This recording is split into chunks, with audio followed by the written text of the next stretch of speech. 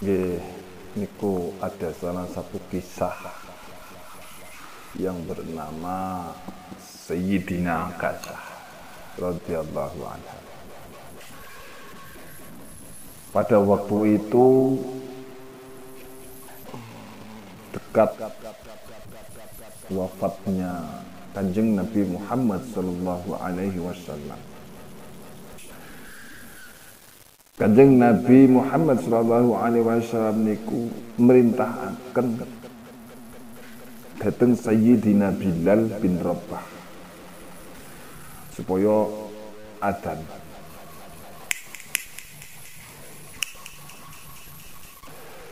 Lajeng adzan niku dikumandangkan, maka berdatangan para kaum muhajirin dan kaum ansor. Niku berkumpul di Masjid Nabawi Madinah Al-Munawwarah. Setelah semua terkumpul, maka naiklah Kanjeng Nabi Muhammad ke atas mimbar untuk memberi khutbah.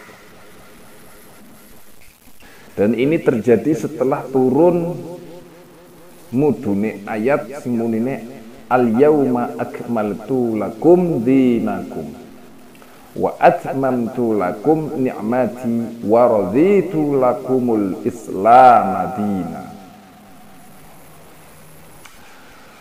Pada hari aku Allah menyempurnakan agama kalian dan aku sempurnakan bagi kalian nikmatku dan aku ridho bagi kalian bahwa Islam sebagai agama. Kemudian Kanjeng Nabi Muhammad sallallahu alaihi wasallam menyampaikan khutbahnya.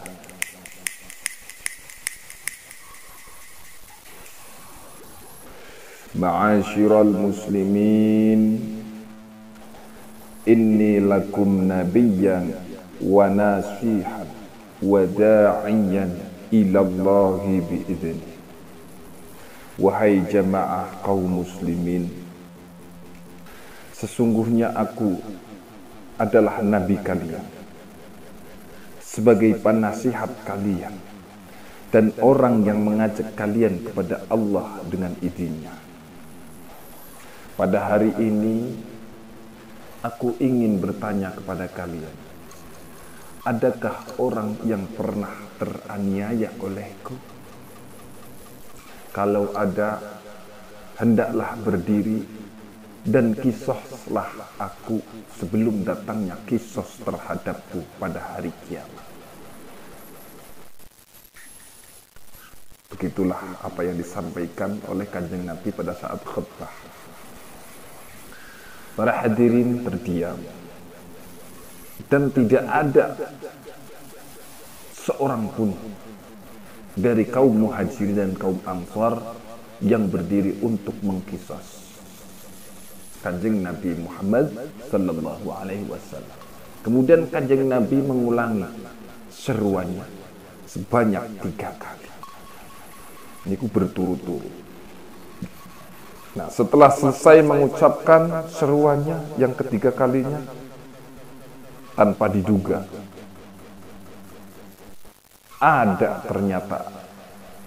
ada salah seorang dari jamaah yang bernama Sayyidina Akasah bin Muhsin.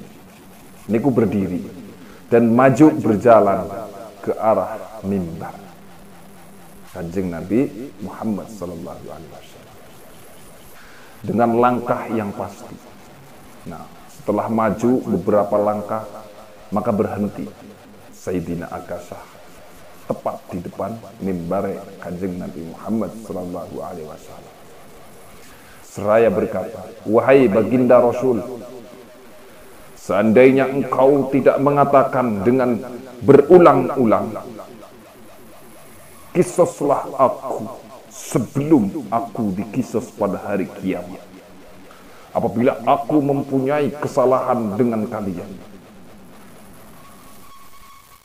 tidaklah hamba berani maju menghadap ke baginda Rasul. Maka bertanyalah Kanjeng Nabi Muhammad SAW kepada Sayyidina Akasyah, apakah kesalahanku terhadapmu wahai Sayyidina Akasyah? Kemudian Sayyidina Akasyah menjawab, pada waktu itu pulang dari perang Badar, hamba turun dari unta.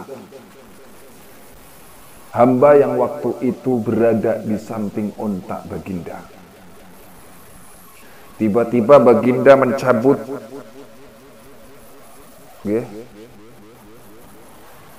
cambuk untuk mencambuk unta baginda agar cepat jalannya. Saat mencabut, itulah cambuk baginda mengenai badan hamba, dan hamba tidak tahu apakah baginda sengaja atau tidak dengan yang demikian itu. Maka berkatalah Kanjeng Nabi Muhammad SAW, kalau begitu cambuklah, balaslah wahai Akasyah sebelum aku dikisos di hari kiamat nanti. Kemudian Kanjeng Nabi Muhammad SAW memerintahkan kepada Sayyidina Bilal bin Rabah untuk mengambilkan cambuknya di rumah Siti Fatimah. Kemudian Sayyidina Bilal bin Rabah mengetuk pintu rumah Siti Fatimah. Sesaat terdengar dari dalam rumah, "Siapakah yang mengetok pintu ini?" kata Siti Fatimah dari balik pintu rumahnya. Kemudian Bilal menjawab, "Aku Bilal, aku disuruh oleh baginda Rasul datang ke sini untuk mengambil cambuk." Sambil menyerahkan cambuk, Siti Fatimah bertanya kepada Sayyidina Bilal, "Apakah yang akan dilakukan ayahku wahai Bilal?" Bilal menjawab seraya menjelaskan, "Ayahmu minta dikisos kepada orang yang pernah teraniaya olehnya di dunia ini sebelum datangnya kisos di akhir nanti atau di akhirat nanti." Kemudian Bilal kembali menuju ke masjid untuk menyerahkan cambuk tersebut kepada Kanjeng Nabi Muhammad SAW. Kemudian menyuruh Bilal untuk menyerahkan cambuk tersebut kepada Sayyidina Akasyah, dan terimalah oleh Sayyidina Akasyah. Melihat pemandangan yang demikian, berdirilah Sayyidina Abu Bakar dan Sayyidina Umar, dan berkatalah mereka berdua, "Wahai Akasyah, jangan engkau cambuk, jangan engkau kisas Rasulullah Sallallahu Alaihi Wasallam. Cambuklah kami di mana dan berapa kali pun engkau inginkan sebagai ganti dari Rasulullah Sallallahu Alaihi Wasallam." Maka berkatalah Nabi Muhammad SAW kepada kedua sahabatnya, "Duduklah kalian berdua, wahai sahabatku." Kemudian berdiri dan berkata lagi Sayyidina Ali karramallahu wajhah, "Wahai Akasyah, jangan engkau kisos, jangan engkau cambuk Rasulullah Sallallahu Alaihi Wasallam di depanku selagi aku masih hidup. Wahai Akasyah, jika engkau ingin mengkisos Rasulullah, maka kisoslah aku di mana dan berapa kali pun engkau inginkan sebagai ganti dari Rasulullah Sallallahu Alaihi Wasallam. Atau ini perutku, pukullah, wahai Akasyah." Maka berkata lagi Kanjeng Nabi Muhammad Sallallahu Alaihi Wasallam kepada Sayyidina Ali, "Qad arafallahu makanaka wa niyataka." Sesungguhnya Allah sudah mengetahui kedudukan dan niat engkau, maka duduklah. Kemudian berdiri pula Sayyidina Hasan dan Sayyidina Husain, yaitu adalah cucunya Kanjeng Nabi Muhammad SAW, sambil berkata, "Wahai Akasyah, jika ingin mengkisos Nabi Muhammad SAW, maka kisoslah kami sebagai gantinya." Maka berkata lagi Kanjeng Nabi Muhammad SAW kepada kedua cucunya itu, Wahai pendingin kedua mataku, wahai cucuku, duduklah kalian. Kemudian Kanjeng Nabi berkata kepada Sayyidina Akasha, wahai Akasha, sekarang pukullah di mana engkau dahulu terpukul. Sayyidina Akasha juga berkata, wahai Rasulullah, sewaktu baginda memukul hamba saat itu, hamba tidak berpakaian. Mendengar penjelasan Akasha, Kanjeng Nabi Muhammad SAW kemudian membuka pakaiannya. Setelah melihat pemandangan yang mencekam, maka terdengarlah teriakan-teriakan para sahabat-sahabat yang meminta kepada Akasha untuk tidak mengkisos Kanjeng Nabi Muhammad SAW. Falamma nadharahu Akasha ila bayani jismi Rasulullah, manakala Akasha melihat keputihan jasad baginda Nabi Muhammad SAW, maka tersungkurlah batin Akasha. Kemudian Akasha mendekati dan langsung mencium jasad Nabi Muhammad SAW yang mulia, seraya berkata, wahai baginda Rasul, demi Allah, siapakah yang tidak mengkisus baginda? Wahai baginda Rasul, sebenarnya hamba lakukan ini semua hanya untuk melihat dan menyentuh jasmani baginda yang mulia. Setelah melewati kejadian yang mencekam, kemudian Nabi Muhammad SAW bersabda, ala may yuhibbu ayyanzura ila ahli jannah falyanzur ila hadha syahshi.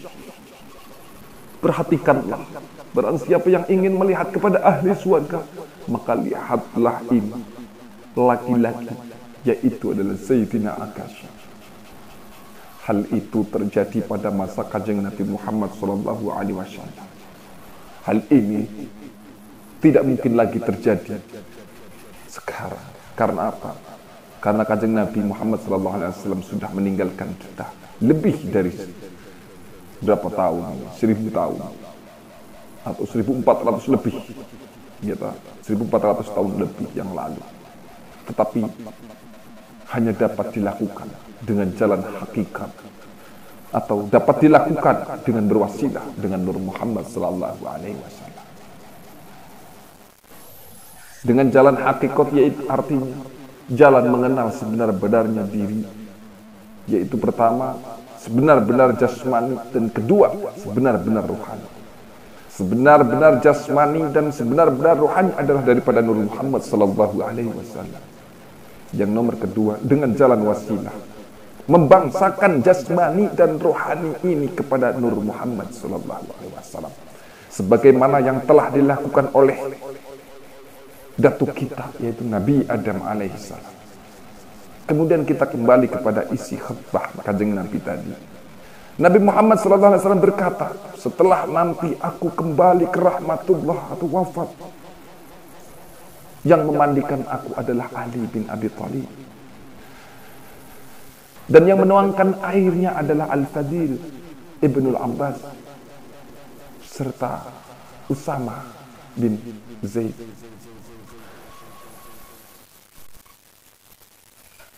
Yang menolong keduanya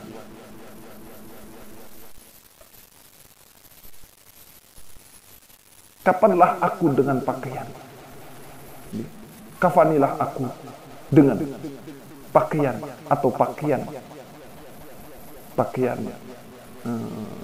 apa namanya, yang putih.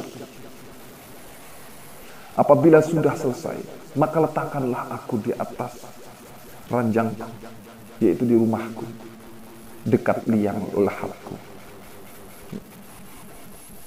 untuk mensolatkan nanti. Yang pertama mensolatkan adalah malaikat Jibril, kemudian malaikat Israfil, kemudian malaikat maut dan tentara-tentaranya, kemudian barulah semua malaikat, dan diteruskan oleh kaum muslimin sekalian. Setelah itu, tepatnya pada akhir bulan Syawal, Kanjeng Nabi Muhammad SAW mulailah sakit-sakitan, yaitu kurang lebih selama 18 hari.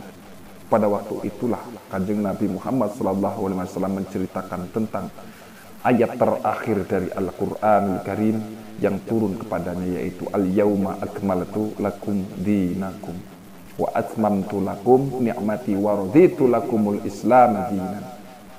Pada hari aku, Allah, sempurnakan agama kalian, dan aku sempurnakan nikmat bagi kalian, nikmatku, dan aku ridho bagi kalian bahwa Islam sebagai agama. Kata Rasulullah SAW, dengan turunnya ayat ini berarti aku sudah hampir dengan ajal. Berarti itulah sudah hampir waktunya aku berpisah dengan kalian.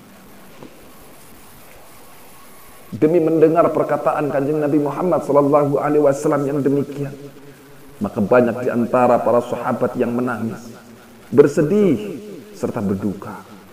Bahkan ada yang sampai berteriak-teriak sambil menangis, tidak mau ditinggalkan oleh sang kekasih Kanjeng Nabi Muhammad SAW. Di antara mereka ada yang berkata, "Ya Rasulullah, anta rasuluna wa sultanuna, idza dhahabta anna fa ila man narji'u." Wahai Rasulullah, engkau adalah Rasul kami dan pemimpin kami, raja kami. Apabila engkau pergi, kemana kami akan bertanya? Maka Rasulullah bersabda, "Taraktukum 'alal mahajjati wat tariqil bayda'i wa taraktu lakum wa'idhaini natiqan wa samitan fannatiqul Qur'an wasyamitul maut idza ashkala amru farji'u ilal Qur'ani was sunnah." Aku tinggalkan kepada kalian petunjuk dan jalan yang putih, dan aku tinggalkan kepada kalian dua nasihat, bertutur dan diam. Adapun yang bertutur adalah Al-Quran, dan yang diam adalah mati. Apabila nantinya terdapat kesulitan dalam menyelesaikan masalah, maka kembalikanlah oleh kalian kepada Al-Quran dan Sunnah, yaitu Al-Hadis. Tidak lama kemudian, sayup-sayup terdengarlah Sayyidina Bilal mengumandangkan azan, memberitahukan tanda telah masuk waktu sholat. Setelah selesai azan, Sayyidina Bilal niku nopo menuju pintu rumahnya Rasulullah SAW dan mengucapkan salam kepada Rasulullah. Namun tidak seperti biasanya. Tidak ada jawaban dari Rasulullah SAW. Yang ada hanya Siti Fatimah yang keluar dan mengatakan kepada Sayyidina Bilal bahwa Rasulullah SAW sedang sibuk dengan dirinya, yaitu adalah sakit. Maka kembalilah Sayyidina Bilal ke dalam masjid.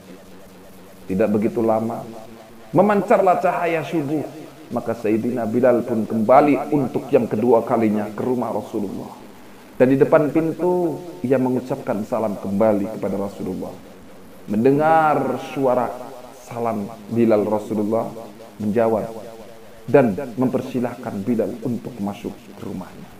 Kemudian Rasulullah SAW berkata kepada Bilal, "Wahai Bilal, sungguh aku sibuk dengan penyakitku, dan rasanya penyakitku bertambah berat.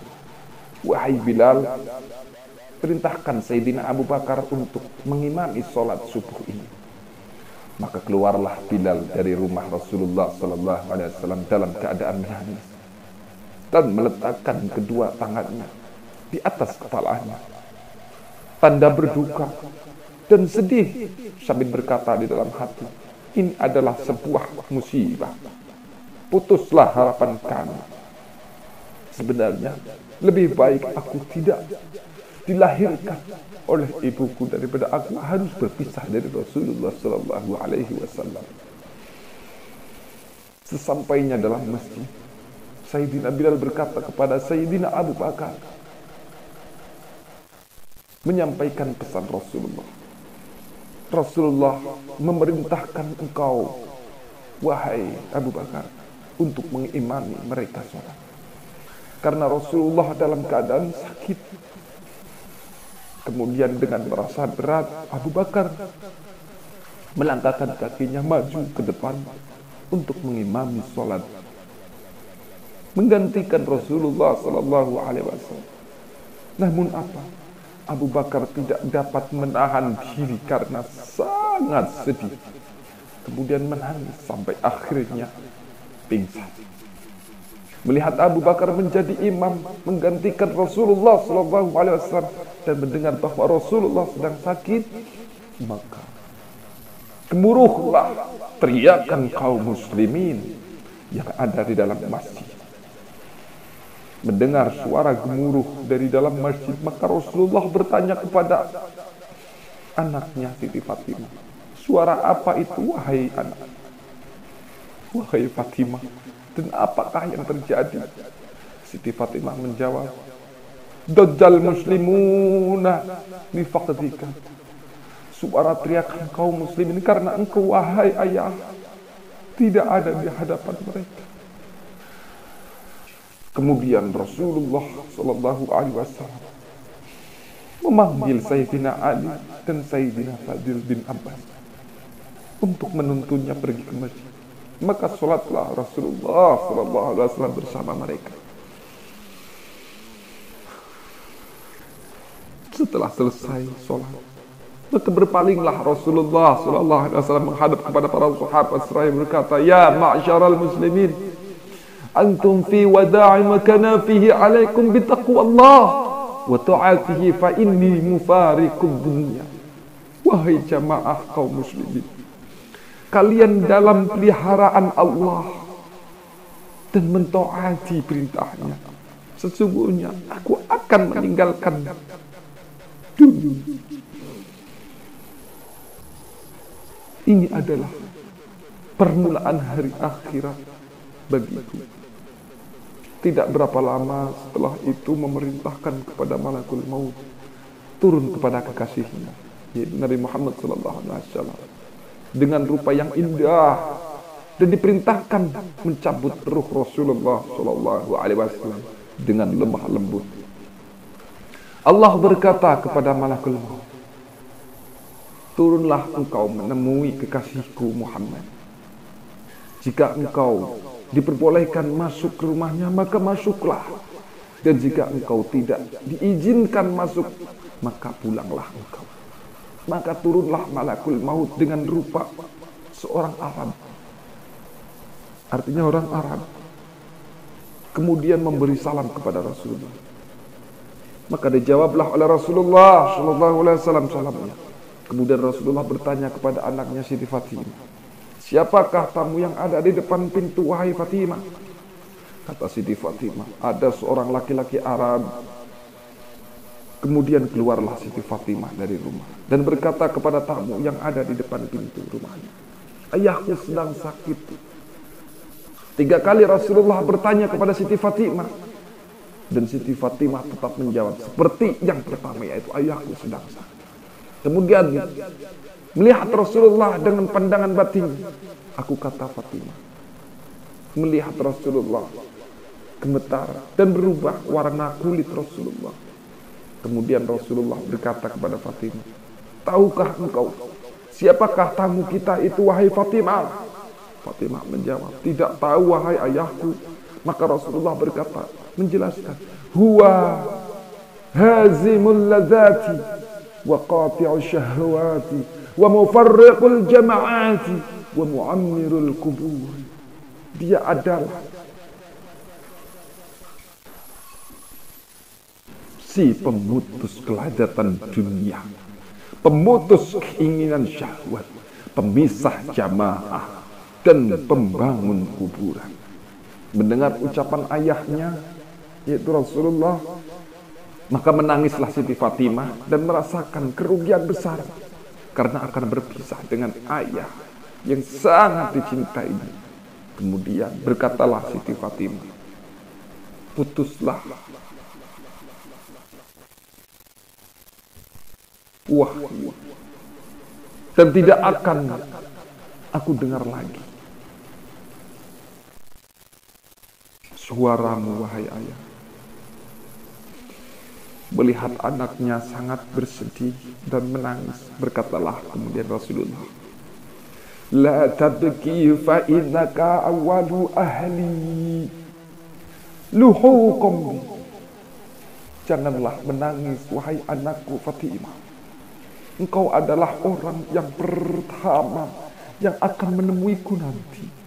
Kemudian Rasulullah SAW berseru kepada malakul maut, masuklah wahai malakul maut. Maka duduklah malakul maut di samping Rasulullah. Lalu Rasulullah bertanya kepada malakul maut, apakah maksud kedatangan engkau menemuiku ini? Apakah untuk berkunjung biasa atau untuk mencabut ruh? Maka berkatalah malakul maut, kalau engkau izinkan, aku akan mencabut ruh engkau, wahai kekasih Allah.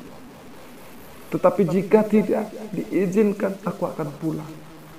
Rasulullah bertanya lagi, mana saudaraku Jibril? Waktu itu malaikat Jibril sudah berada di samping kepala Rasulullah. Kemudian Rasulullah berkata kepada malaikat Jibril, wahai Jibril, tahukah engkau perkara sudah dekat? Wahai Jibril, berilah aku kabar gembira dari kemuliaan di sisi Allah. Maka malaikat Jibril itu menjawab, inna abwaabas samaa'i qad futihat wal malaikat Saffu fan yang tadiruna fil sama'i li ruhika wa abwabul jannah qad futihat wal wuhur kulluhu qad tazayyanat yang tadiruna li ruhika. Sesungguhnya pintu-pintu langit telah dibukakan. Para malaikat berbaris-baris di langit menanti dengan kedatangan ruh engkau. Pintu-pintu surga sudah dibukakan dan bidadari semuanya sudah atau telah diperhias menunggu kedatangan ruh engkau wahai Muhammad sallallahu alaihi wasallam. Mendengar penjelasan malaikat Jibril, Rasulullah bersyukur dan mengucapkan alhamdulillah. Kemudian Rasulullah bertanya lagi kepada malaikat Jibril, "Basyirni kaifa takunu ummati yaumal qiyamah?" Wahai Jibril, berilah kabar kepada aku bagaimanakah keadaan umatku nanti pada hari kiamat. Malaikat Jibril menjawab, "Absyarakallah qal inni haramtul jannah ala sa'iril anbiya hatta tadkhulaha anta wa ummataka wa haramtuha ala sa'iril ummah hatta tadkhulaha ummatuka al-ana fadaka qalbi." Telah memberikan kabar gembira Allah kepadaku wahai Muhammad dengan berkata, aku larang masuk surga para nabi terkecuali engkau masuk bersama umatmu, dan aku larang masuk surga terhadap semua umat terkecuali masuk surga umatmu lebih dahulu. Maka Rasulullah berkata, sekarang lapang hatiku dan hilang kepedihan hatiku, kata Rasulullah. Kemudian Rasulullah berkata kepada malakul maut, wahai malakul maut, mendekatlah kepada aku. Maka mulailah malakul maut menjalankan tugasnya untuk mencabut ruh Rasulullah sallallahu alaihi wasallam. Di saat ruhnya Rasulullah sallallahu alaihi wasallam sampai ke perut, berkata Rasulullah kepada malaikat Jibril, "Ma asyadda mararatal maut." Alangkah pedihnya sakaratul maut. Mendengar penuturan Rasulullah sallallahu alaihi wasallam, malaikat Jibril pun memalingkan wajahnya karena tidak tega melihat Rasulullah. Seraya menjawab, "Ya Habiballah, mayyatiku qalbuhu ayyam dura ila wajhika fi sakaratil maut." Demi kekasih Allah, tidak ada seseorang yang hatinya tega melihat wajah engkau dalam sakaratul maut. Berkata Anas bin Malik, kana ruhun nabi fi syadrihi wa huwa yaqul, usiqum bis salati wa ma malakat aymanukum fama bariha yusi bihima hatta naqta'a kalam. Dikatakan ruh Nabi Muhammad di tengah dada Berkata Nabi Muhammad, aku wasiatkan kepada anda, kerjakanlah sholat 5 waktu dan ajak keluargamu untuk mengerjakannya. Senantiasa Nabi Muhammad SAW ucapkan keduanya hingga akhir perkataan. Sayyidina Ali karramallahu wajhah berkata, anna Rasulullah fi akhir nafsihi harraka syafataihi marratain fa alqaitu sam'i fa sami'tuhu yaqulu khufyatan ummati faqubida Rasulullah yaumal isnain min syahri Rabiul Awal. Sesungguhnya Rasulullah SAW di akhir napasnya menggerakkan 2 bibirnya 2 kali, maka aku arahkan telingaku, maka aku dengar Rasulullah berkata, umatku, umatku, umatku. Maka wafatlah Rasulullah pada hari Isnin 12 Rabiul Awal. Kemudian Sayyidina Ali karramallahu wajhah meletakkan jasmani Rasulullah di atas ranjangnya. Tiba-tiba kata Sayyidina Ali, aku dengar suara yang keras dari penjuru rumah. La taghsilu Muhammadan fa innahu tahirun mutahharu. Jangan engkau memandikan Muhammad karena dia orang yang suci dan disucikan. Siapa engkau? Fa inna nabiyya amrana bidzalik. Sesungguhnya Nabi menyuruh kami dengan memandikan. Tiba-tiba ada sesuara didengar oleh Sayyidina Ali. Ya Ali, ghussilhu fa innal hatifal awwala kana iblis. Wahai Ali, mandikanlah akan dia. Suara yang pertama itu perkataan iblis, karena dengkinya dengan Rasulullah SAW agar Rasulullah masuk liang lahat dalam keadaan tidak mandi. Kata Sayyidina Ali, siapakah engkau sebenarnya? Aku adalah Nabi Haibir. Aku menghadiri saat-saat kewafatan kekasih Allah ini. Kemudian dimandikanlah Rasulullah SAW oleh Sayyidina Ali dan Sayyidina Fadil bin Abbas dan Usama bin Zaid, dan malaikat Jibril membawakan pati dari surga. Kemudian dimakamkanlah Rasulullah SAW di kamar Siti Aisyah radhiyallahu anha, yaitu adalah malam Selasa. Berdiri Siti Aisyah dan berkata, ya man la yalbasul harir wa lam yanam 'alal furushil wathir, ya man yakhruju minad dunya wa lam yashba' min khubzis sya'ir, ya man yahtarul khasira 'ala sariri, ya man lam yanam tulal lail min khawfis sa'ir. Wahai orang yang tidak pernah memakai sutra, wahai orang yang belum pernah tidur di ranjang empuk, wahai orang yang keluar dari dunia tidak pernah kenyang dari roti gandum, wahai orang yang memilah tikar dari kelapa kurma, dari kasur yang empuk, wahai orang yang tidak pernah tidur sepanjang malam karena takut neraka sa'ir. Falau kanatid dunya tadumu liwahidin lakana Rasulullah fiha mukhalladan. Kalau ada orang yang dapat hidup kekal abadi di dunia, tentunya adalah Rasulullah SAW sebagai kekasih Allah yang akan menjadi orang yang pertama yang dapat hidup kekal di dunia.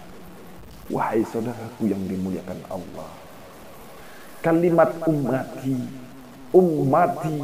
ummati yang diucapkan Rasulullah SAW adalah yang keluar dari mulut Rasulullah SAW pada saat akhir hayatnya adalah berarti pengikutku. Kalimat ummati terdiri dari 4 huruf, yaitu apa? Alif, mim, ta, dan ya. Jadi semua ini adalah satu. Alif yaitu Allah Tuhan yang menciptakan langit dan bumi dan isinya.